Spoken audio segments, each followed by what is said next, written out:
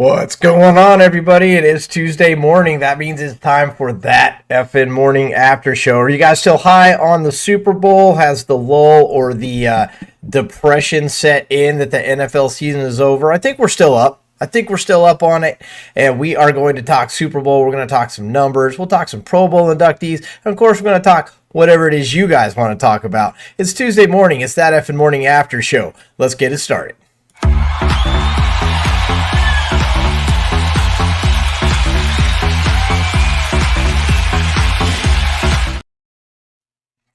Good morning, everybody. I am your host today, Chris Fox. I am joined, as always, via phone, NFL writer Adam Hulse. Adam, welcome back to the show. I mean, I guess this is like the last one of the season, right? I mean, that's really what we're sitting at. This is the culmination of all the hard work, our Super Bowl, if you will. Maybe not quite as spectacular, but we'll have some fun today. How you doing, Adam? I'm great. Yeah. I mean, another Super Bowl in the books. We dive right into the off season now and things just keep rolling in the NFL. Absolutely. Got to do a little bit of housekeeping here to start it off. I got to do this.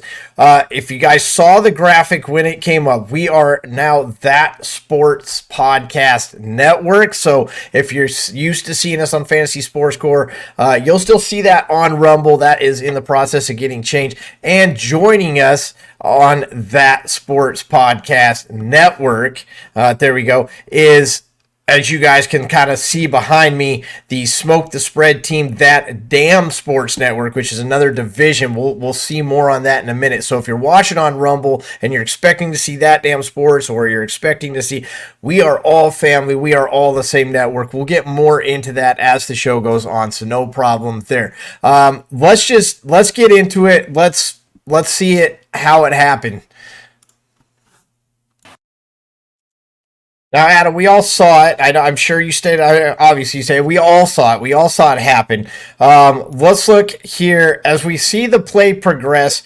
We see the fake handoff. They talked about this a lot, and then we see Hardman make that quick little cut back, create some separation. We got some stats and some numbers on that, and go ahead and get in the end zone. And of course, most of us know by now, the fun fact is, because of the way they had changed the rules, Hardman didn't even know that he just won the Super Bowl at that point. When he crossed the line, he thought he scored the touchdown. He was happy about it. And you see Mahomes run up afterwards, and Mahomes tells it that he told him, that's, you did it. We won. And that's when it kind of kicks in. And it happens quickly. But even when you were watching it, you didn't see a lot of excitement from the catch for a second. I think even the fans were like, did we just win? Is that it? Is it over?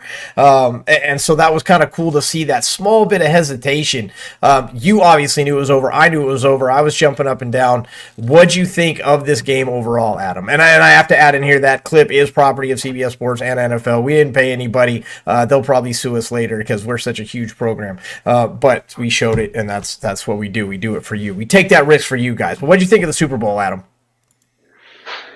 Couple thoughts that I had on the Super Bowl. For one, the fact that so many 49ers players have come out and said that they didn't know the overtime rules and they never talked about it in team meetings and never practiced it at all leading up to the Super Bowl or during the playoffs is a major problem. A lot of Chiefs players have come out in zone. You got to play some defense and stop him anyway, because he's having a second chance at the exact same thing that he didn't get done at the end of the game. He's too good to stop twice. You can't keep putting the ball and let him decide the outcome of the game. Live and die by your own team.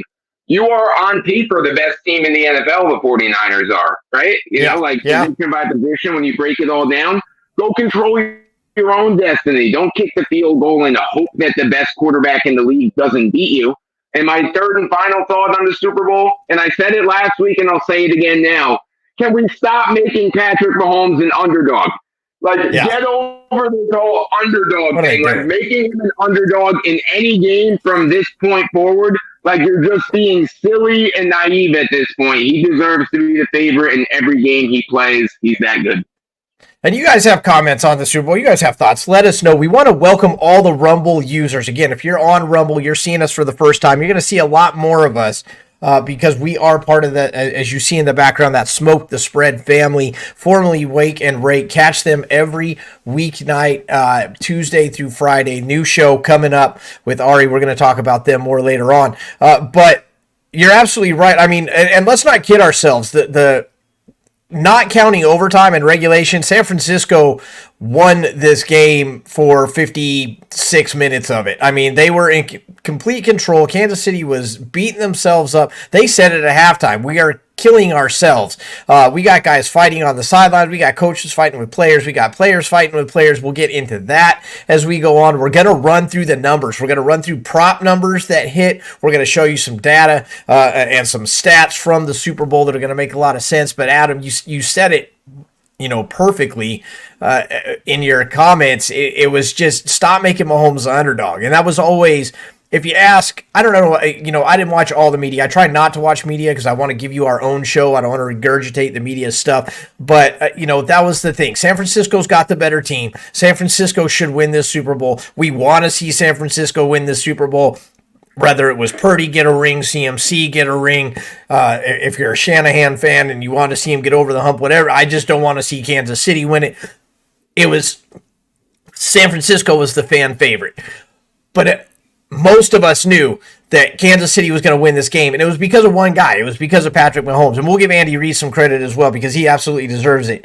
And the supporting cast, it's been the Mahomes show. Mahomes' back has to be absolutely exhausted from carrying this team, and that's really where the tide turned is. And you knew it was going to happen. You knew the chance was going to happen, but Mahomes, I don't know if Mahomes knew it the whole time, if he was trying not to do it, if it wasn't part of the game plan or what, but there's a moment in the fourth quarter where you see the switch go off in Mahomes' head, and he realizes, yet again, he's going to have to do this himself. Our defense has done their job, and the defense well outperformed the offense.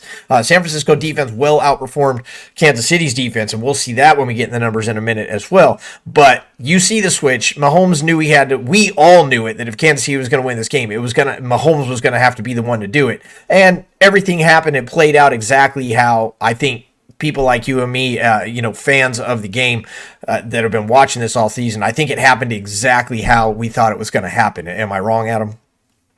Yeah, and it kind of goes into, similar to what I was saying before with giving him too many chances. Look, if you want to beat a guy like Patrick Mahomes, you have to go out there and beat him. You have to put him away. You have to be the one to go win the game. And like I said before, you can't put the ball back in his hands and let your entire season, the Super Bowl, ride on hoping that Mahomes doesn't score a touchdown. That's a losing proposition. The Niners failed to put him away. They could have tried to do it in overtime, at least put the pressure on by scoring the touchdown. All game, the Niners pretty much dominated everywhere but the scoreboard. They let the game stay as a one-possession game all game long. Obviously, that fumble on the punt was absolutely devastating. That kind of turned everything around. Yeah. But for the most part, they let the Chiefs stay within striking distance all game. And like I said, if you want to beat Mahomes, you have to put the dagger in. You have to finish him off. If you give him a chance at the end, he's going to get you. Yeah, and we'll talk about this. I'm going to bring up the question. I don't want you to answer it yet, but or comment, if you will. San Francisco got Shanahan. That's what happened. In a lot of respects, they got Shanahan. Shanahan had the lead. It happened the last time the Niners played Kansas City. It happened in the Atlanta New England game. This is a running thing with Shanahan, and we will talk more about that. What did you guys think of the Super Bowl? What did you see? Where did you guys make the money? Again, those prop hits that we had, we're going to get into those as well. Those prop hits came courtesy of Smoke the Spread. I want to bring them up. Before I do that, you see here the big game special. We ran almost 4 hours of Super Bowl content over at That Sports Podcast Network. Look it up on YouTube. Lots of good stuff in there that is still relevant to that day. There's chapter markers there. You can find everything you want to find, especially if you want to find some great food. The food segment that we had chef from Bar Rescue on there, and it was you're gonna want to go find that because the ribs and the wings that he puts out are you can make that any day. The Other thing we talked about, again, Rumble users, welcome to the show. That Damn Sports Network. We are That Sports Podcast Network. They are That Damn Sports Network, and we are all one big company. We are all together. We are all one division. You guys know these guys, formerly the Wake and Rake crew. They are now Smoke the Spread. You're going to want to catch them every weeknight, Tuesday through Friday and Sunday, for all your sports prop betting needs. They hit a ton, and we're going to show you that as well. They hit a ton for the Super Bowl. People made a lot of money if they watched that show and listen to what they said. Adam, did you make any money this Super Bowl? I did okay. I came out on top. I wouldn't say I made a killing, but I'm in the green and I'll take it. Absolutely. You could have made a lot more. I'm going to show you that in just a few minutes, but let's get into some of these early stats. We'll get into the game stats. We'll get 1 yard away by Isaiah Pacheco from hitting a nice little same game parlay. I needed him to have 50 or more. He had 59. So there you go. I think was it Debo? It was either Debo or Ayuk was like a half yard short. It was 12.5 was the line at the time that I heard it, and he got 12. No, so I know a lot of people got hit on that. Oh, on the rush yards. That's what it was. Yes, Purdy's rush yards, 12.5 yards. And then when he took a knee at the end of regulation, that was the -1 rushing yard. So he went from 13 to 12, and his spread was 12.5.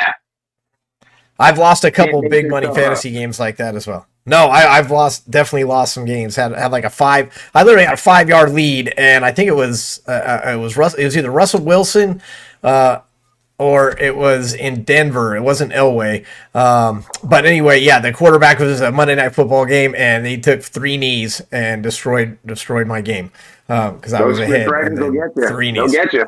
Damn it. Yeah, they will. Let's get into these first stats.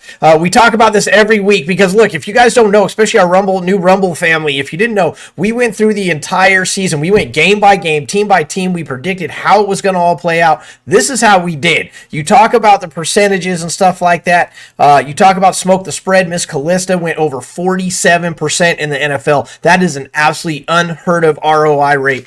You're going to want to watch Smoke the Spread if you want to make money, as I talked about every weekday night, Tuesday through Friday, and on Sunday.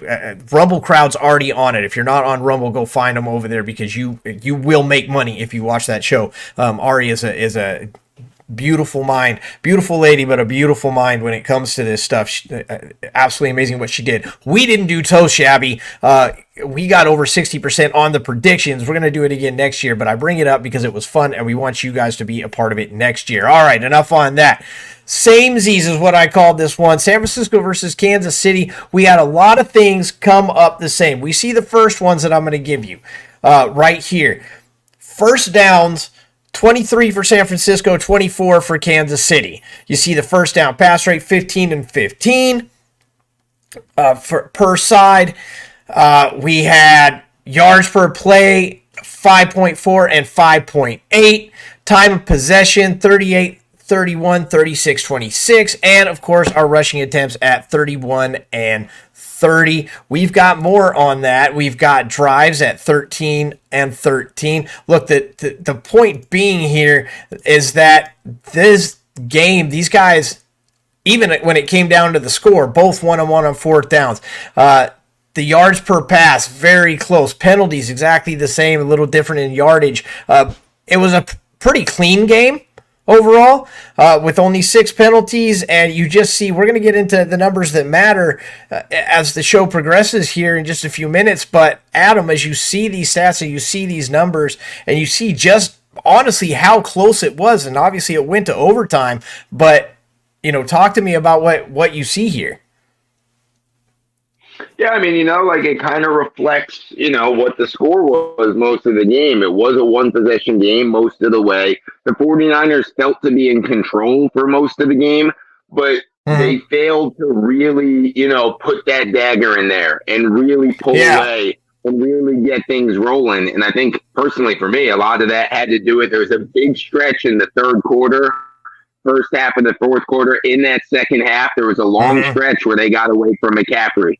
They went like 6 passes in a row on 2 3 and outs. I think that was either late in the third or in the fourth quarter. They got away from McCaffrey, and that's when things started to unravel offensively. And then when they went back to him late in the game, he started ripping off 6 to 8 yards a clip again. Had they stuck with that the whole time, we might be talking about a different game right now. Absolutely, 100%. We'll talk about the numbers, but when I'm running through these stats and I'm pulling everything in, I could not believe just how close some of this stuff was, especially when you talk about like they each had 13 drives. They, and we'll talk about these stats more, but almost the same number of field goals, almost the same number of punts. It's really crazy how close the Super Bowl was. I loved everything about it. It was fantastic. One of the better, I wouldn't call it, would you call it the best Super Bowl, Adam? I don't think it was the best Super Bowl, but it was maybe top 5 at this point because we're still on the high. But top 5 Super Bowls, it was ugly for Kansas City though. No, I mean, I would not say it was the best Super Bowl, probably not even the top 5, because for me, most of the game was relatively boring. It wasn't exactly an action-packed game start to finish. Now, the fourth quarter, like the end of the fourth quarter and overtime, very exciting. Great ending to the game. That's when, the adrenaline started going and it got real exciting towards the end. But let's not forget that most of that game was very dry. It was. I mean, you can make that argument that it wasn't that fun to watch until the end, but hopefully you stuck around till the end because, man, did it get good from there. Let's see.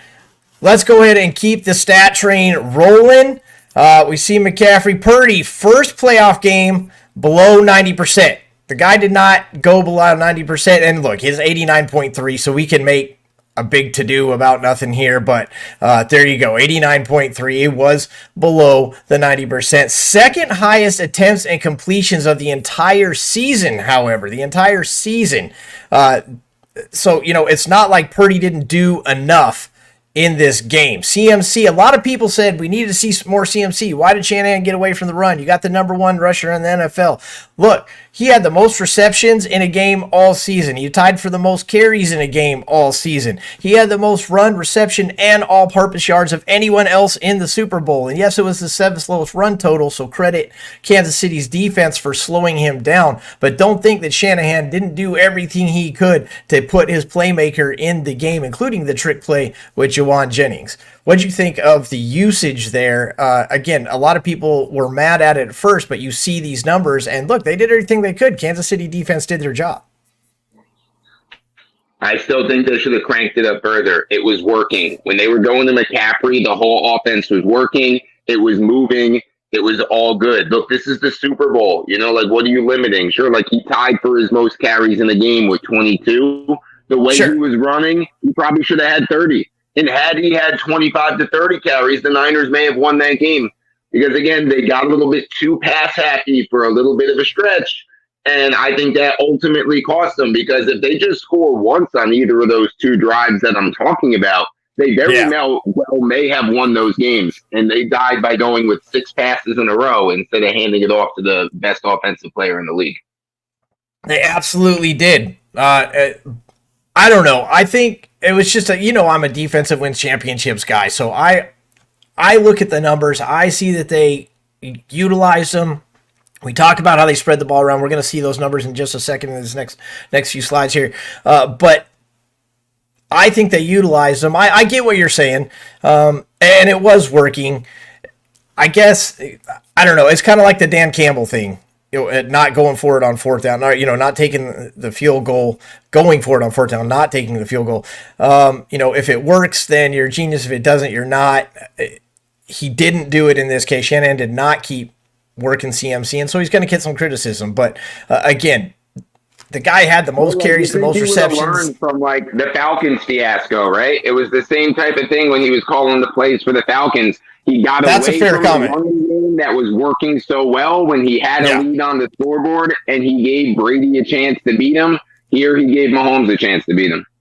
That's a fair comment. That is a fair comment. You get off the game plan, and the other team comes back on you. It's, again, classic Shanahan move, if you really think about it. Let's get into the receivers. Look, second player in Super Bowl history, both a pass and receiving touchdown. This is a fun one. I'm going to give you a chance to think on it. I don't want you to Google it, Adam, but I want to know who the other guy is. Let me run through these, and I'm asking you who the other guy is. Don't Google it. Sixth non-QB in Super Bowl. Okay, 6 QB in non-quarterback history to throw a touchdown. NFL writer Adam Hulse, I believe he knows. First ever number 15 to throw a touchdown. So you get into next-gen stats. Credit next-gen stats. Had a 4% chance to catch that touchdown versus Snead on the initial catch, and then he takes it in after Snead makes the play on the ball. And it was only Snead's second touchdown given up all season. He didn't give up any in the regular season. He gave up 2 in the playoffs. This was one of them, a pretty big one. Nice day. Nice day for Juwan Jennings. Again, the guys over at Smoke the Spread for our Rumble family over there at That Damn Sports Network, they called it. They said Jennings was going to have a nice, hit some props, make some couple big plays, and there you go.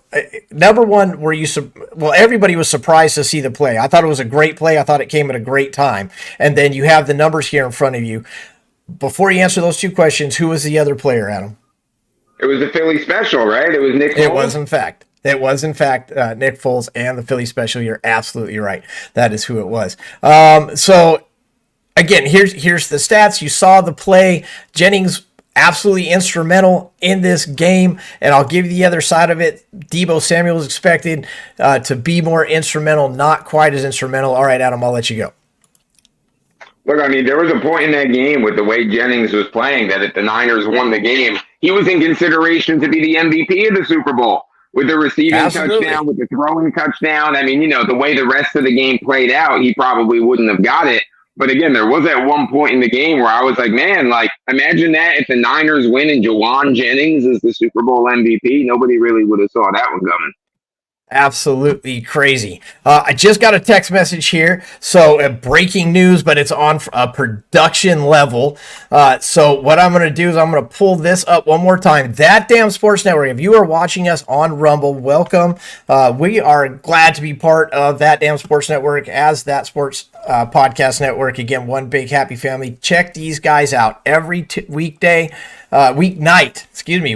These guys have all the betting info that you guys are going to need. We're going to show just how hard they hit. We're going to actually hop off the Rumble channel at this time. If you want to see more of this show, if you want to see how it all plays out, see more of the stats, head over to either That Sports Podcast Network, or you can find us at Armchair Athletics, That EFIN Morning After Show. We're all over the place. That Sports Podcast Network right there. You can catch the rest of this show. You can catch up with it later if you want as well. We're going to get into the props that hit. We're going to give you guys some more data. Again, Rumble family, thank you for welcoming us. We are glad to be here. And don't forget to catch, you know them as Wake and Rake. They are now Smoke the Spread, and they got you paid for Super Bowl. So Rumble, we bid you fond farewell for this one. We will see you guys later, and come over to the YouTube, Facebook side of the house to catch the rest of the show and give us your comments. Let us know how it was.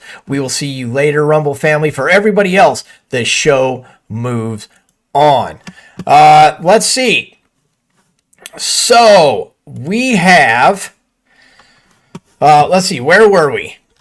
We were in the Super Bowl numbers for the receivers, and you kind of you thought Deebo was going to be more involved, didn't you? I mean, you just really thought Deebo. The big stat that jumps out here: second most targets for the entire season, and he went 3 for 11. He only caught 3 of them, and he only had 2 drops in the previous 4 games before that. So again, is this Shanahan's fault for getting off it? He threw the ball to him 11 times. Or is this a credit to the Kansas City defense? I'd say it's more a credit to the Kansas City defense. It's something we talked about a lot on this show from week to week, how good they are against wide receivers. And, though Deebo is a very, creative and different type of wide receiver than anybody else, he does still generally play on the outside of the formation, which has been the Chiefs' ultimate strength in pass coverage. Where they've been beaten at times, and even not so much, is more so with some guys in the slot. But again, just in general, the Chiefs have been very good against wide receivers. Yeah, I mean, they have, and they were good this game. Both defenses showed up. I mean, hands down, both defenses showed up. And we'll get into this numbers as we always do. Offense wins games, defense wins championships. This is, a combination. This is Mahomes wins championships with the help of his defense. And you can say vice versa if you want. But let's keep it rolling. We saw this. Afterwards, of course, when everybody's happy and because we just won the Super Bowl, Kelsey jokingly said, I was just telling him how much I loved him. Reed said that he was letting him know, hey, when I'm on the field, I'll get in the end zone. It's Super Bowl. And Reed absolutely acknowledges that it was Super Bowl emotions. He knows how passionate Kelsey is. I don't think this can happen. But it did happen, and so what are you going to do? You can't change it. You just won the Super Bowl. There's no, maybe they have a backroom conversation, but really, it's probably something that Andy's probably kind of, I don't want to say used to, but he knows how passionate this guy gets, and this is the Super Bowl. This is the biggest moment. So, Reed said he took me by surprise, which I'm sure he did, but I also kind of applaud Reed for letting it go. Like, it's a Super Bowl. I get it. You want the ball. Like, we don't need to do all that. But, he didn't, make a big thing of it, at least outwardly. No, yeah, and, the way both of them handle it, none of it surprises me. Kelsey doing it doesn't necessarily surprise me either. We know he's a passionate, animated type of guy. Look, I mean, in Super Bowls, in big games, this does happen a lot with players, and it's probably being even more a bigger deal about because it's Travis Kelce and he's been the center of the spotlight, for so long. Andy handled it with the media exactly how I thought he would. What he said in the locker room, whatever conversation they had at halftime or whatever, that's their business. But I'm not worried about any kind of friction between Andy Reid and Travis Kelce. I really bring it up not for the sorry about that cursor there. I really bring it up not because it happened, but because it was kind of a thing throughout a lot of the game. And Kansas City had said at halftime, you heard about the speeches coming out that they were killing themselves and everyone was getting frustrated. I don't know if you saw the exchange between Mahomes and Rice. Rice was wide open on a touchdown pass, that fade route, that underneath fade route to Kelsey late in the game.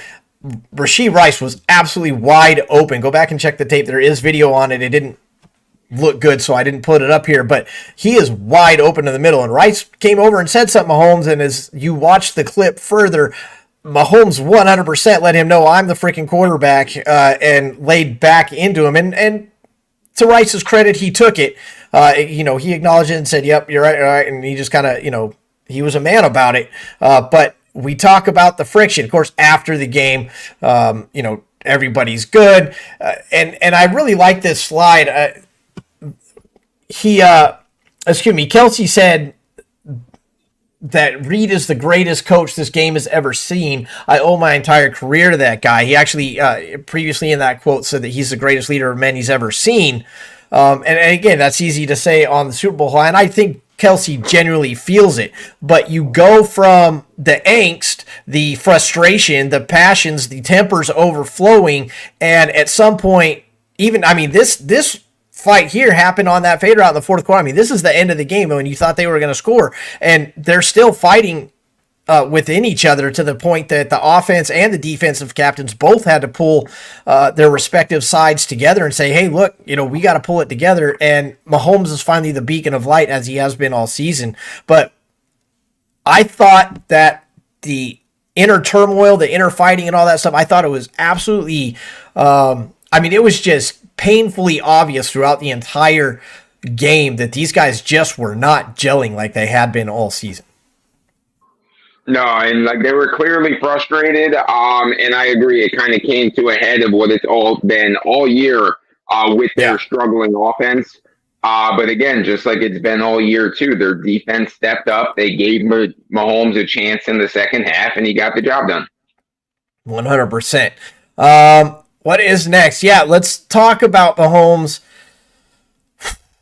I put in the slide. I put in the description of the show, did Mahomes deserve the MVP? And I 100% own that was just supposed to kind of get a little reaction out of people. There's really no question that Mahomes deserved the MVP of this Super Bowl. If San Francisco had won it, Mahomes should have got the MVP. This guy just took everything on his back. most attempts and completions for the entire season. He brought it for the Super Bowl. Second most passing yards all season with 333. And yeah, he had some extra time in the overtime to do it, but he faced zone coverage on almost 70% of the dropbacks. We'll talk about that more in the defense, but we want to talk about it now because personally, I don't think you go zone on Mahomes. I think that's a bad idea. But they did get pressure, and we'll talk about that too. He was the lead rusher for the team, again, taking the team on his shoulders. We saw a big run in the fourth to put that over, but he led the team by 7 yards, 9 for 66. Pacheco had 18, as you mentioned, for 59.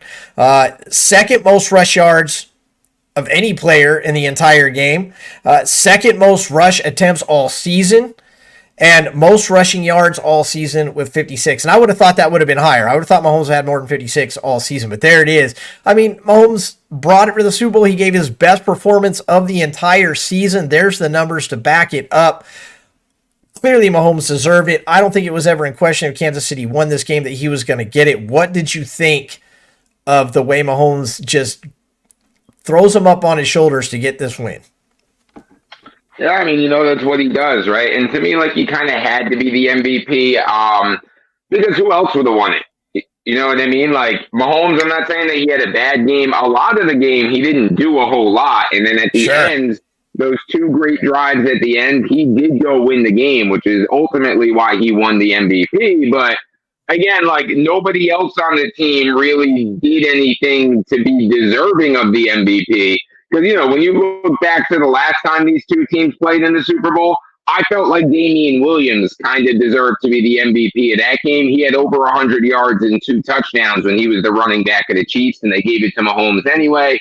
They're usually going to favor the quarterbacks. We all know that. But in this Super Bowl, who are you making the case for if it's not Mahomes? That's the thing. There's nobody. There isn't, and as you see these stats roll out for Kansas City, you're absolutely right. MVP. If someone wants to make the case that Mahomes shouldn't have been the MVP, well, then who should have been? I don't think anybody's going to make that case this year. It's fun to add some controversy, but you're absolutely right. There's no way to make that case this year. You can do that for previous years. You can do it on other stuff. Can't do it for this one. This one, and again, there's the numbers to prove it. He 100% was the MVP of this game with the win. On the other side, let's save that one. Well, no, let's just get into it. This is more of a Pulse Hulse question, but we'll just ask it now. It's our final show. We can go off script. We can do what we want. Had San Francisco won this game, where would you have seen the MVP going? Without knowing the final play, I suppose. But probably McCaffrey. Though I did say that I felt like they got away from him and that they should have, went to him a little bit more. When you do look at what he did in that game, I mean, he was more important to that game than Purdy was, in my opinion. And again, at one point, I thought it might have been Juwan Jennings, but when it was all said and done, I think it probably would have went to McCaffrey.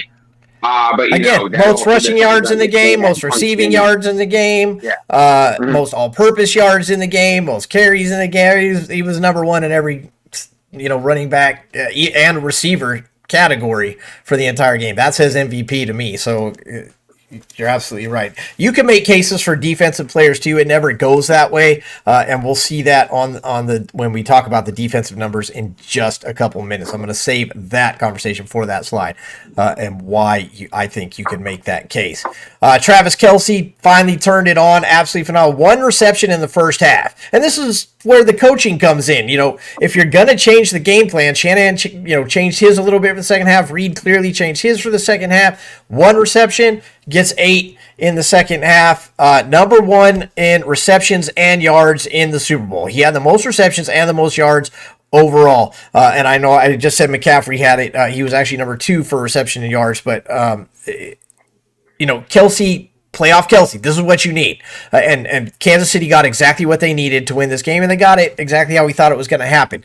One fun stat, thank you, again, Next Gen Stats. Kelce on the fourth quarter catch that set up the field goal, the tying field goal, the one where he ran out of bounds and the San Francisco player got hurt because Kelce laid the wood on. Kelce reached 19.68 miles per hour All right, that's the fastest he's ever run in his entire NFL career. He wanted that end zone. He wanted to get downfield. He was at least going to make sure they got that field goal. That guy was on a mission, and you could tell by the way he was fired up. So fired up, in fact, that he ran the fastest he has ever run in his entire NFL life. And the other stat, because we talked about this in the Super Bowl pre-show, 8 of his 9 receptions were under 10 air yards. 59 of his 77 yards on those 8 passes were yards after the catch. Again, man on a mission, and this is how he lives. This is how Kansas City lives. We talked about in the pre-show how Mahomes throws ahead of the sticks and lets his receivers do the work. Kelce does more work than anybody, and there you go. And he did it in the Super Bowl to get this win. Look, Kelce may have been, absent due to game plan or coverage or whatever you want to say in the first half, but as it has been all season, you have to wonder if Mahomes could do what he does without this guy on the field next to him. Yeah, I mean, it's fair to wonder it, but, we wondered if he could do what he does without Tyreek Hill, right? And all he's done since they traded Tyreek Hill is won 2 consecutive Super Bowls. So again, the chemistry between Kelce and Mahomes is unmatched. It's unbelievable what those two do as a tandem. I Absolutely. Have no idea what it would look like if Kelce wasn't there. But I would not go as far to say that we wouldn't see the same Mahomes without Kelce. I love that final play that you were talking about. Like the setting the new record for his fastest run, lowering his shoulder and completely laying that defender out. It That's ties football. right in with him blowing up on Reed on the sideline, right? Like, say what you want about Travis Kelce. You can love him, you can hate him. A lot of people don't like his personality and off the field stuff and whatever. But one thing you can't take away from the guy is he is a gamer. This dude wants to win, and that absolutely shows it right there. When he caught that pass, he was never thinking field goal. He was never thinking get out of bounds, field position, any of that. He said, I'm going to get in that damn end zone. And he didn't quite get there, but it wasn't for a lack of effort. No, and I've said that for a long time because we've had personalities like Ocho Cinco, we've had personalities like Terrell Owens, and stuff like that, and people, get on them for their off the field antics, on the field antics. How much, Randy Moss as well, but Terrell Owens, one of the biggest shit talkers in the entire game that the game has ever seen. People got it, but look. If you back it up, you get a lot more leeway to do stuff like Kelce did, running in the coach, getting fired up, yelling at people, all that frustration, because look, he went out there and he backed it up. He told Reed in the first one, put me out there and we will score, they damn near did it.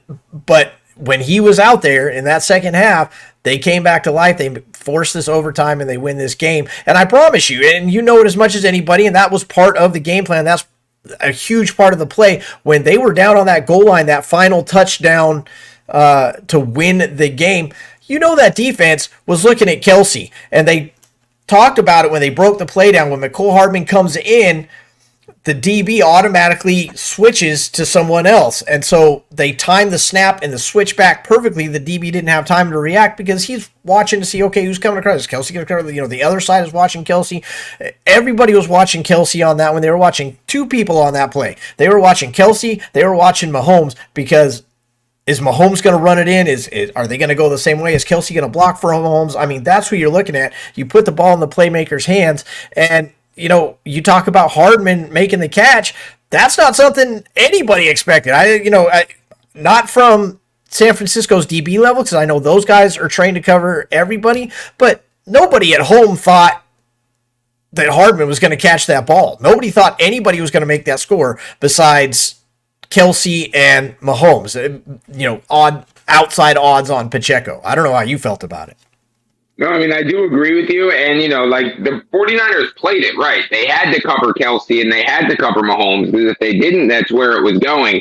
But believe me, if that was a 4th down play, like when they went for it on 4th down earlier in the drive, that ball would not be going to McCole Hardman. You could double team Kelce. You can spy Mahomes. One of those 2 guys is going to determine the season when the game's on the line.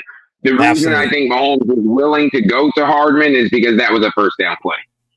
It absolutely was, and it was a perfect play. It was well drawn up, and the timing was absolutely perfect. If Hardman had to come in any further, if the snap happens, too soon before Hardman can make this now. If Hardman cuts back too soon is really the big thing. If Hardman had cut back just a half a second sooner, that DB would have seen the cut and he would have followed him. And we're going to get into that. Actually, I think it's in the next one, and I hope that it is. We'll go here first. We're going to talk about all the receivers. Second most receptions and yards all season. 52-yard completion was 58 air yards. Mahomes' third longest pass ever in his entire career was that 58-yard pass. Third most reception yards of the season. Tied his total receptions in the game. Third most yards of separation in the air. I put that on Scantling. It's actually supposed to be over on Hardman. But the third most yards of separation, thank you, Next Gen Stats. Hardman had, in all Super Bowl scores of the NG era, Next Gen Stats era, which is from 2016 now. So since 2016, only two other people have had more separation going into the end zone than Hardman had on that one. So that's what that stat means, to break it down. The fun part is the other two people, Mahomes was involved there too. And then, of course, the other, Rashid Rice, I don't know, lowest yard since week 5.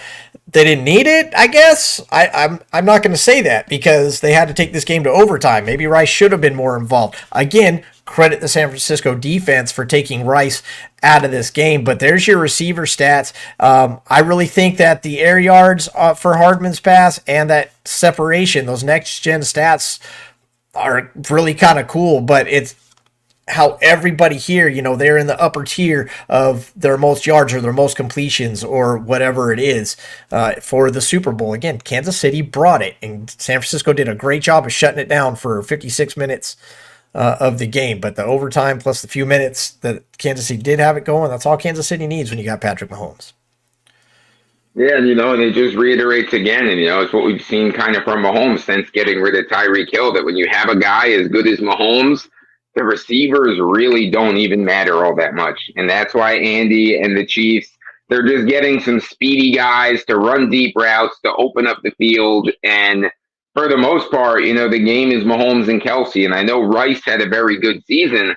And, like you said, the Niners took him away for a lot of that game and pretty much all of that game. But, in the end, it doesn't matter. You have Mahomes. Who the receivers are, doesn't seem to make that much of a difference. Absolutely. And you can make the argument here. We talked about Tyreek Hill. Can Tyreek Hill do it without Mahomes? Can Mahomes do it without? Clearly, both of those guys are talented. They both did just fine. I think Kelsey's the same way. You guys have the Brady Belichick argument, who made who, stuff like that. I think there's a situation where Kelsey is this good no matter where he goes, and Hill is that good no matter, Mahomes is that good no matter where he goes. These receivers, they weren't really that good at all this season. They just did what they had to do. Again, MVS had that huge catch, tied his most total receptions in a game this season with 3. That's the most passes he caught in a game this year was 3. He did it again in the Super Bowl. So, again, third most reception yards of the season at 54. So, these guys did not have big years, but they had Patrick Mahomes, and there you go. Defense wins. MVS had more drops than he did catches, right? 100%. Oh, yeah, way more. Defense wins championships. This is the story of the game, Adam. I told you, and you already knew this, but offense wins games. Patrick wins games, but defense wins championships. These guys did their job. San Francisco doesn't have anything to hang their head about. Purdy shouldn't feel that bad. He did exactly what he was supposed to do, like he's done his entire career. 255, no interceptions. I think he took 3 sacks. We'll see that in a second. I mean, he did what he was supposed to do, protected the ball, got it downfield, moved it around, stuck to the game plan. The defense absolutely did what they were supposed to do. San Francisco forced a run success rate of only 33%. That's absolutely ridiculous. Bosa's 10 pressures on 48 rushes is the third most in postseason history. He had pressures on 21% of his plays. My Lord. McDuffie's McDuffie's block in the fourth quarter, that took him to 16. That was +5 more than any DB this season. The entire seaseason. You got L'Jarius Sneed on the other side, who didn't allow a single touchdown the entire season. And McDuffie had the most unblocked pressures in regulation of any DB in the entire NFL. Say what you want. San Francisco's defense is elite. They had holes. They still brought it on for the Super Bowl. You got Patrick Mahomes over there. I keep saying it. Yeah, and one guy that I'll point out too that I've been very down on, who I think has been terrible since they traded for him, who actually stepped up and had a really good game, was Chase Young. Yeah, I knew you were going to say that. Yeah, you're absolutely right. I mean, they've been saying it, the entire. We need Chase to show up. We need Chase to show up. Chase has got to show up. He's done nothing since he got to the team. Absolutely nothing since he got to the team. He's been an absolute waste, but he definitely showed up for the Super Bowl. Had a very solid game. Made an impact on a lot of plays. Because as we know with pass rushers too, it's not just what it says on the stat sheet. They affect games that aren't statistically measured in certain things that they can do. And he felt like he was a big part of their defensive success that game. No, he kept that end sealed. He had a tackle for loss. He had a sack. So he had 1/3 of the sacks. He had over 33% of their sacks. Chase Young did, again, what he was asked to do and showed up for this one to help everybody out. It just happened not to be enough with Mahomes on the other side. Kansas City, they blitzed on 51% of their passes. There's a quote out there that they said straight up they just wanted Purdy to have to throw the ball. They wanted Purdy to throw the ball. They wanted to be in Purdy's hands because they knew their strength was their defensive backfield, and they knew that those guys were hard to beat. And so they wanted to make Purdy throw. They would keep it away from CMC. That's the plan. Keep it the hell out of his hands. 9 unblocked pressures, which was the highest of the season. Kansas City brought it as well. And this is what happens. This is why I say defense wins championships right here. San Francisco, they forced 5 punts. They forced 4 field goals. They forced 5 fumbles. They recovered 2 of them, but they forced 5 of them. 53 solo tackles, 3 sacks, an interception, 6 tackles for loss. Put that in perspective. Kansas City, yes, 5 punts. 3 field goals. They only forced 2 fumbles they just recovered their 2. But 36 solo tackles, 1 sack, 4 tackles for loss. You see San Francisco's defense outperformed Kansas City's, not by much. And again, it wasn't enough with Patrick Mahomes on the other side of the ball. But don't take anything away from San Francisco, especially not from their defense, who a lot of people will say, and we'll talk about this when we get into the Pro Bowl, the awards talk a little bit. In my opinion, and this isn't fan of, Bosa absolutely should have won that award. Nothing against Myles Garrett. Myles Garrett had a fantastic season. We'll get into that. Let me not get off track. Let me stay here in the Super Bowl. But Bosa came. Both these defenses showed up, and San Francisco actually did better. Yeah, they sure did. And that kind of goes in, to what I was saying before, too, with as good as they played, as much as they shut down Patrick Mahomes, as much as they had the ball earlier in that game, all they failed to do was put him away. One more touchdown on the board, and we might be talking about how the Niners won the championship this year, and Mahomes is 2-2 in Super Bowls. They couldn't get that one more score. The defense did everything that they could. I don't blame them at all for giving up that touchdown drive at the end. They did nothing wrong in this game. Again, the Niners just couldn't put the dagger in. Absolutely. I mean, San Francisco did everybody did their job on San Francisco, except for one play. And it wasn't even so much they didn't do their job. It was just a great play, and obviously, it was more than one play. I'm adding a little bit to it, but San Francisco they did everything they could on the other side of the ball. I won't say what happened because you already know. Here's the big one. Yards allowed 455. Kansas City only allowed 382. You see the pass versus rush ratio there, and that's, numbers wise, that's what it comes down to right there. There's your who won, who lost, because San Francisco absolutely dominated on defense. Kansas City, they were absolutely outstanding. It's kind of like, I compare this to the field goal situation. Moody comes out, breaks the record for the field goal. Bucker says, hold my beer, and comes out and breaks it again in the same game. Kansas City, absolutely elite defensive performance. San Francisco one-upped them, but Kansas City's okay with it because they end up with the Super Bowl. Again, we are That Sports Podcast Network, teamed up with That Damn Sportscast Network, all one big happy family. Go check out the Super Bowl show. A lot of good information there. Adam, it's all these stats, all these numbers, all these things. Amazing Super Bowl. Mahomes still comes out on top, but he waits to the end. You talked about it. We're not going to go so far as to call the thing a snooze fest, but it wasn't the most exciting game we've ever seen until the last couple of minutes of regulation on. Give me some final thoughts on the Super Bowl. Well, like we've learned that the Chiefs can win now in different ways, right? And I mean season to season. We've seen the high-flying offense, the Chiefs. This year was not that at all. And we talked at length a lot about how their offense struggled a lot this season. They had a different formula this year. They played defense, they kept games close, and they gave the best player in the league a chance to win them at the end. This was a theme during the season. Like we talked about how their defense shut down opposing teams in second halves and the shutouts that they were pitching in second halves. And that crazy stat that was going around that in 20 games, 18 of them went under in the second half. And that's just all the testament that, look, if we keep it close enough and give Mahomes a chance, we're going to trust that he's going to get it done every time. And he surely gets it done enough to win a second Super Bowl in a row. And next year, he has the opportunity to be the first quarterback ever to win 3 Super Bowls in a row. It's never happened before. Not even Tom Brady did it. Joe Montana didn't do it. Mahomes, he can be the first of something for Super Bowl history. So we'll see how that plays out next year.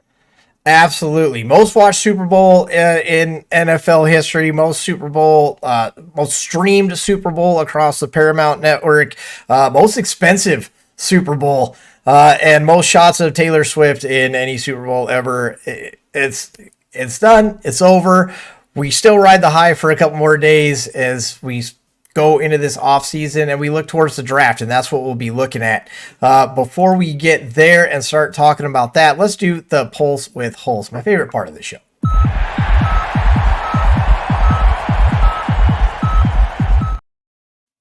Adam, 3 NFL questions for you about the NFL, where we're sitting, where we're going.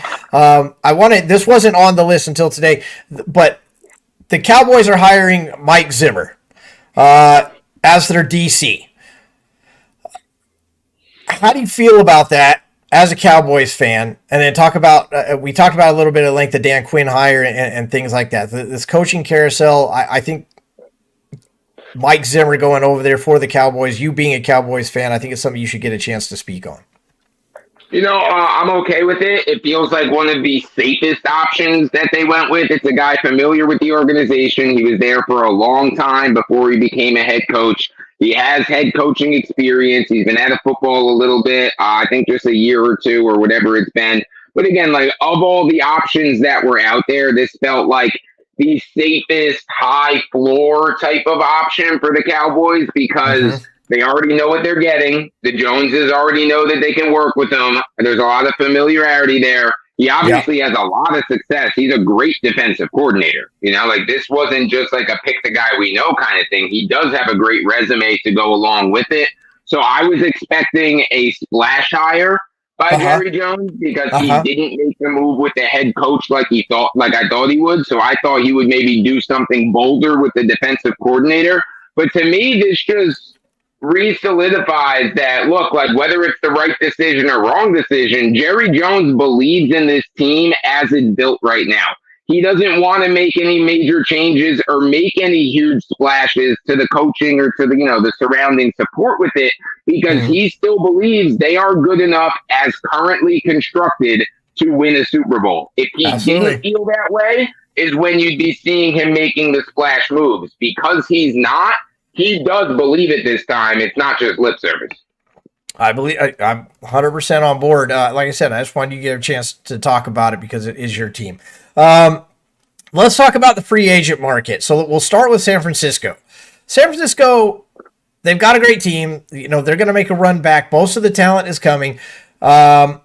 Chase Young is going to be a free agent. Jawan Jennings is going to be a free agent. Ray McLeod's going to be a free agent. Werner, there's not huge names. I mean, those are pretty big names, but I don't know if they're necessarily integral pieces that they absolutely have to have. Honestly, I don't. The media is going to make a big deal out of the free agent market in San Francisco, especially with the fact that they want to make a run. But do you see any issues in free agency or trades coming up or anybody going anywhere in San Francisco that might really affect their chances next year? I mean, to me, the obvious answer is no, but that's why I'm asking NFL writer Adam Hulse.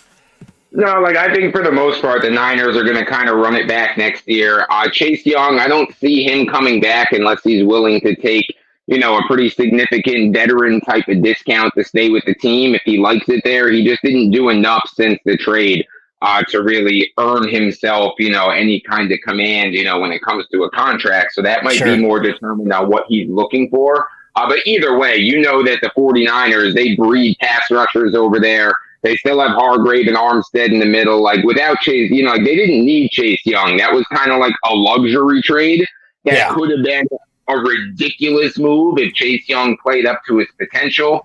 He didn't quite do that. But as for the rest of the list of their pending free agents, not a big deal. I don't think they're going to make any kind of crazy trade either. I think for the most part, the Niners are going to run it back, and they should. I mean, on paper, I said it before, they're probably the best team in the NFL. Well, I mean, and the thing is like, that's how it always is. It's right now, Kansas City and San Francisco will be the favorites to make it back, et cetera, et cetera. But, and I guess that's kind of my point with, at least with San Francisco. We'll get into the Kansas City ones next. But at least with San Francisco there's really no reason to think that they shouldn't be back in the NFC Championship game at the lowest, at the worst season that they have, because they're not losing anything. And when you look at their main competition in the Cowboys, who disappoint every year in the playoffs, and the Eagles, who knows what's going on with the Eagles? They spiraled at the end of last year. And look, I mean, the 49ers, they did enough to win that Super Bowl, right? Like they played well enough to win that Super Bowl. They just got Mahomes, against pretty much most other quarterbacks, maybe any other quarterback in the NFL. They probably could have won that game. It wasn't for lack of not being good enough or not playing well enough. It's just a few things here and there are really the difference in this one, and just the fact that Mahomes wears a Chiefs jersey. But the Niners should run it back. They shouldn't be looking to make any kind of big changes because they're good enough to do it again next year. Before I get into the Kansas City one, I don't want to make too much drama out of it, but I guess we're kind of supposed to make too much drama. Should Shanahan be worried? I mean, this is the third lead he's blown. It's not the first time. And he's a genius. He's, again, another fantastic football mind who, and the question really comes down to who are you going to get that's better. But how long is San Francisco fans going to, keep dealing with it? Getting there but not winning because we get off the game plan, because we blow a lead. I mean, this is just, you see it across all the socials. I have friends that are Niners fans. They all say the same thing. It's just Kyle being Kyle. How long is he safe as long as he keeps getting there? He's probably safe for a while because of all the success he's had minus winning the Super Bowl. I do know that there are some 49er fans that are definitely turning on Kyle Shanahan. It kind of seems maybe split down the middle at this point of, the hardcore Shanahan supporters and the guys who say the things like you say, like, same old Shanahan, he's going to blow a lead late and, that kind of stuff. But let's remember, too, the head coach he was just facing off against, right? Andy Reid, who we all consider a legend, one of the greatest coaches in NFL history. Let's not forget that before he had Mahomes, he didn't win a damn thing either. He made it to one Super Bowl. He lost that Super Bowl. And Andy Reid's narrative was not too dissimilar to Shanahan's in that he's going to have a great team every year, but he can't win the big one. That's what everybody said about Andy Reid. Now he has Mahomes, and he's rattled off three of them, and how quickly we forget that that's who Andy Reid was. Now, I'm not taking anything away from Andy Reid. I love Andy Reid. I agree. I think he's one of the great coaches in the history of this game. But had he never got Patrick Mahomes, this might not be the conversation we ever have about Andy Reid. If he stuck with Alex Smith and didn't draft Mahomes, do you think he'd be rattling off 3 Super Bowls and being talked about as, a top 5 or 10 coach in NFL history? Probably not. You know what I mean? So absolutely, how that circles back to Shanahan is that's your narrative until it's not. And me as a Cowboys fan, as a Dak Prescott fan, it's the same kind of thing, right? That's the identity until it's not. Like, it doesn't have to be forever. Shanahan can go out there next year, win a Super Bowl, and the conversation's different. He has the team, he has the youth, he has everything built that I don't think anybody would be surprised if the Niners win the next 2 Super Bowls. That wouldn't shock anybody. And then all of a sudden, the Shanahan conversation flips in the same way that the Andy Reid one did. And that this offensive genius, offensive mind, every team he's been with is always good. Now he's got the rings to go with it. And again, he has the opportunities. He's just got to get it done. Absolutely. So let's get into the Kansas City side of it. Now, Kansas City doesn't have it quite as easy as San Francisco does. Kansas City, I mean, you can argue some of these, again, not huge deals, especially with what Mahomes can do, but you talk about McCole Hardman, Jerick McKinnon, CEH. These guys are all going to be free agents. The one that really jumps out is L'Jarius Sneed. Thompson's on there, Tranquil's on there, but L'Jarius Sneed is obviously going to be the number one guy that they're going to need to sign on this one. Kansas City's free agency, how do you feel about it? Did I lose you? Oh, there we go. There's Chris Jones. He's pending free agency. Well, that's true because they only signed him to that one year deal just to get him back on the team. You're absolutely right. And then is Kelsey going to retire? Which he won't, but everybody's going to be talking Will Kelsey. Chris Jones is that Chris Jones is going to get his money. Like, I'm sure he'd like to stay with the Chiefs and keep winning Super Bowls, but he is not the guy who's taking a hometown discount. We have definitely learned that about Chris Jones. He held out earlier this season. That's like the second or third time he's held out for more money before. He's been a tough negotiator with the Chiefs. He has pressed them for money at every step of the way. Chris Jones is going to get paid, whether it's in Kansas City or somewhere else. He's not just staying to win Super Bowls. You better pay him, too, if you want to keep him. And he's obviously a massive piece to what they do defensively. L'Jarius Sneed, another one. Top cornerbacks make a lot of money. And he had the season that's going to demand the contract of a top cornerback. That's an expensive proposition. I think that they should keep him. McDuffie's been phenomenal as well, so maybe they'll see it as like McDuffie will move up kind of into Sneed's role, and then we'll look to replace our CB2 because McDuffie's good enough to be a leading corner. So that's an interesting little storyline that I'm interested to see what the Chiefs do. But I referenced it before. We've seen that the Chiefs can kind of win defensively or win offensively. So I'm more curious to see what's their game plan next year. Are they going to stick with this defensive formula like they did this year? Or are they going to let some guys like Chris Jones walk and L'Jarius Sneed walk and free up some money for maybe like a T. Higgins or a Mike Evans or something like that and go back offense and let's light up the scoreboard again? So I'm interested to see what their philosophy is. It's going to be interesting. I mean, the offseason is always interesting, and we'll obviously be doing a lot of shows on that. We'll be talking a lot about that, working up to the draft. I'll be doing a live show with the injured list, Dr. Brian, for the draft on Thursday. It's this is now the talk. Starting next week after the free agent market. I think the free agent market is already a subject, and then the draft will gradually work its way in over the next couple of weeks. But, I mean, this is how our team's going to change. I don't think it stops Kansas City chances of being there. Again, I kind of mentioned it at the beginning of the question. Kelsey's not going to retire. He wants that three-peat. Now, if they don't win it, even if they do win it, I don't know if he cares enough to go for 4. He is a competitor. He is a baller, but things will probably change at that point. Does Reid come back for a 4th time?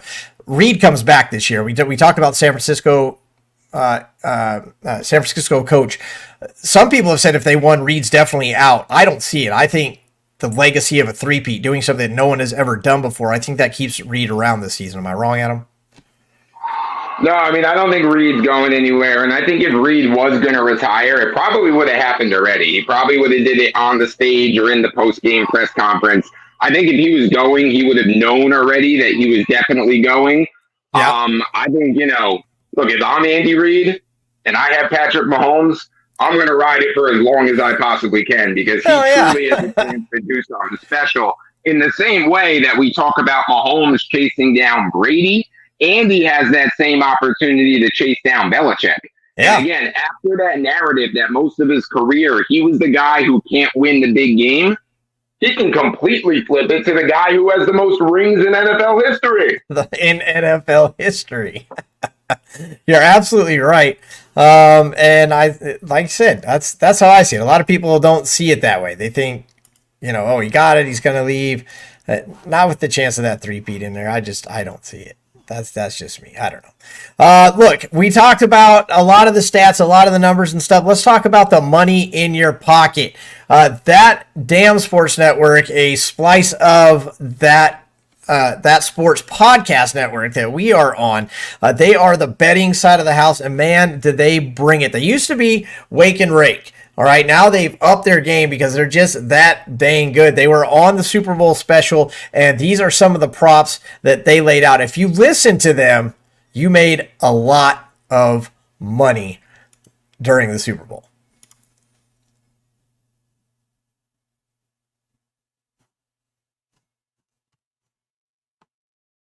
Super Bowl. Appreciate you. Dan, what we got going on next? Well, it's the moment you've all been waiting for. Sorry about that, folks. That is the wrong video. That is the whole video. That's what you want to go see. You want to go see the entire thing. I'm telling you, it was absolutely amazing. And so let's actually get the actual results. It's a lot faster. I want to kick it back to you. I want to hear some props. I think I like the under 47.5. I'll ride with you, man. I do like that under today, man. Well, I like the under in the first half as well, under 23.5. Over 3.5 field goals for the day. I like over 3.5 field goals. You could get that plus 140. Kyle J, first reception, 30-1. Jawan Jennings, you've seen step up in big moments. You've seen him get some volume there. How about Jawan Jennings? 1.5 receptions. I kind of had the over on that one. He bust one off at any time, which is Mecole Hardman. Kelsey's going to have a big game. He always steps up in these moments right here. You got all the other nonsense surrounding the game. Kelsey's going to get his today. I was looking at his yardage. He's got 71.5 coming into this game. I see no reason why Kelsey's not going to get over that number. I like Rice under 66.5 receiving yards. I also like under 6.5 receptions. I did take his over 14.5 receiving yards in the first quarter. I got both teams for a touchdown and a field goal, 26-1. I like one of the big ones would be there. I like Elijah Mitchell over 4.5 rushing yards. Mahomes 9 to 11 carries plus 425. And I took 30 over a half passing touchdown in the fourth quarter plus 135. Distance of longest punt over 56.5 yards. Largest lead under 14.5 points. What's the over and under on Reba today? I grabbed the over 128 at plus 105. Over 4.5 for amount of playing in the flyover. Niners, you have value in betting anybody but Purdy for the MVP. It is Marquez Valdez-Scantling. It only takes one play. Whether he catches that one opportunity, I don't know. But you know what? He's going to maybe get that opportunity.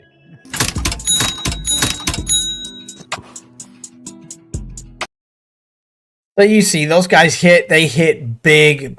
You guys could have hit big if you followed them. You said you got a little bit. What do you think of some of those props that they had? Not so much the flyover one and stuff like that, Gatorade color and things like that. But you can definitely comment on those. But some of those props, I mean, they hunted them out. They bird dogged some of those bets. It was pretty amazing to see.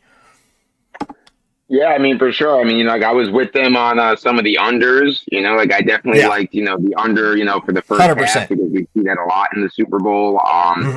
General public is always going to bet the over. You know that, like the general public loves the overs on big games and televised games. So there's always a decent value market on unders when you can spot them. This felt like that type of game. And this actually ended up being a strange under for the game total because it went under 47.5, which is where it was for a while. As it got closer to game time, it went down to 46.5. So it was one of those where, like, if you got it early, you won. If you took it late, you lost. It's just crazy to me how Vegas always hits the nail on the head, with a lot of that stuff. It's just wild. They called out the Rashi Rice unders, which I thought was interesting, and I did like those picks as well. I didn't play any unders on Rice, but I definitely had no interest in taking his overs.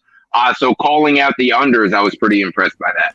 Yeah, they impressed me across the board. I was talking to him all game, like, I can't believe you hit that one. You hit that one. Yeah, I mean, they're just nail them. It is interesting about. I really liked, and I can't remember if they said it, but it was one that I was on as well. It was 2 Kyle Juszczyk's props out there. Yeah, that was the first one. For receptions was 0.5. All he had to do was get 1 reception. His over-under for yardage was 3.5.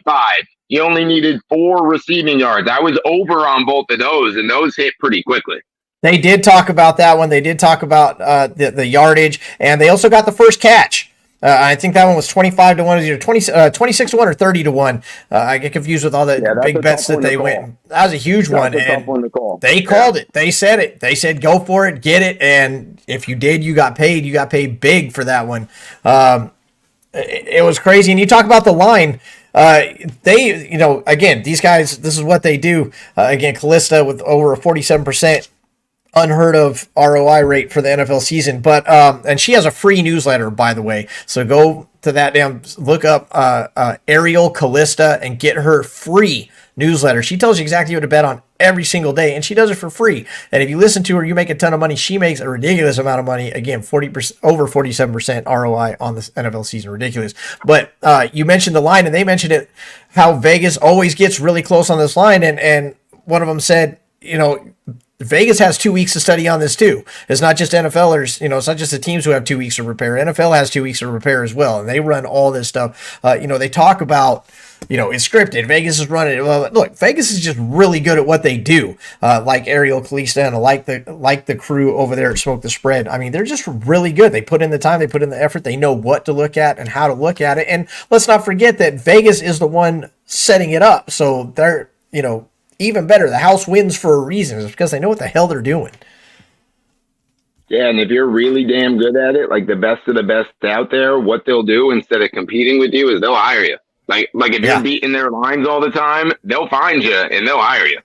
Oh, they've all tried to hire Ariel, and she won't go. She's like, nope, this is me. I'm on this. This is me. I'm going to be a shark. I'm going to be old school. And that's what these guys talk to. These guys talk to these old school sharks. They get, they learn. They make all their bets and stuff. They don't use other people's bets. They make their own bets. They set their own lines. They do their own stuff. And again, if you watch the show, they mentioned a couple of like big name sharks in the industry that, talked to them and said, yep, that's the right bet. Good job.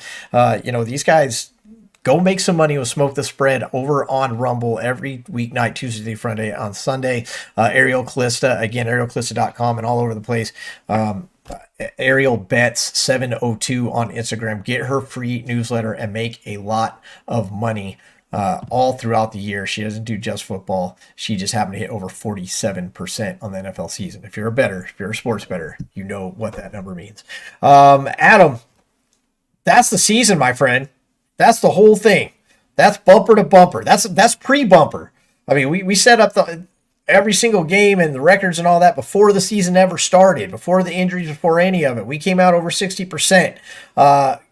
We made it all the way to the Super Bowl. We brought the stats and the numbers that you need to win. We're going to keep bringing them to you throughout the entire offseason. We're going to be talking draft. We're going to be talking free agency. We're going to be talking everything NFL all the way up until it starts again.